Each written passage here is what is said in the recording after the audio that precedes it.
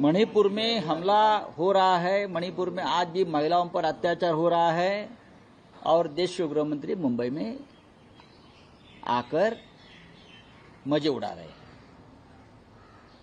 हैं। मणिपुर में जाओ, जाइए मणिपुर में, जाइए जम्मू कश्मीर में। मुंबई में क्या है आपका काम? मणिपुर में जाने की हिम्मत दिखाइए आप। सर, अजित पवार का एक स्टेटमेंट आया है जिसमें उन्होंने कहा है कि घर तोड़ने का उन्हें दुख है, जो घर तोड़ना जो है उसको समाज एक्सेप्ट नहीं करता। आप किस तरीके से देखते हैं? कहीं ना कहीं जो है उनके मार्गदर्शन जो देखिए, जो एजेंसी अपॉइंट की है मार्गदर्शन करने के लिए, ये उनका सलाह होगा। उनको मार्गदर्शन क्या होगा, ये बात बोलो। अब ये पोपट बन गए हैं सब लोग, सभी ने अपनी अपनी एजेंसी बना लिए। शिंदे गट ने 2 एजेंसी, अजित पवार की एक एजेंसी। जो उनकी एजेंसी बोलेगी उसके बाद वो बात करते हैं। आपको ये बोलना चाहिए, अभी आपको ये बोलना चाहिए, अभी आप ये कपड़ा पहनना चाहिए। ये चल रहा है ना इस महाराष्ट्र में, आपने देखा होगा।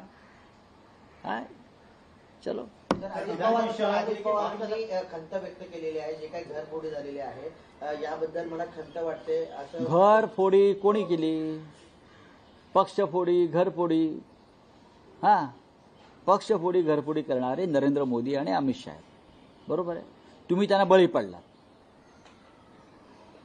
पडला, ते मान्य करा की तुम्हाला धाक, भीती, भय दाखवून तुम्हाला फोडलं, अमित शाह दाखवून तुम्हाला फोडलं आणि तुम्ही फुटलात. ज्या कुटुंबानं, मग शिवसेनेचं कुटुंब असेल, उद्धव ठाकरे साहेबांचं, आमचं, शरद पवार साहेबांचं कुटुंब असेल, त्यांच्या पक्षाचं, ज्यांनी तुम्हाला 40-40 वर्ष भरभरून दिलं, त्यांना तुम्ही त्यांच्याशी गद्दारी, बेईमानी करून तुम्ही जेव्हा बाहेर पडता, हे कशामुळे? तुम्हाला आता कसली खंत वाटते? स्वार्थी लोक असतात, त्यांना खंत बिंत वाटणं त्यांचं नाटक असतं. त्यांना खंत दुःख काय नसतं, ते आपल्यापुरतं पाहतात. त्यांना ना राज्याची चिंता, ना समाजाची चिंता, ना पक्षाची चिंता. मी माझा बस आणि माझा खोका, याच्या पलीकडे त्यांचं काही नसतं. चला, थँक्यू.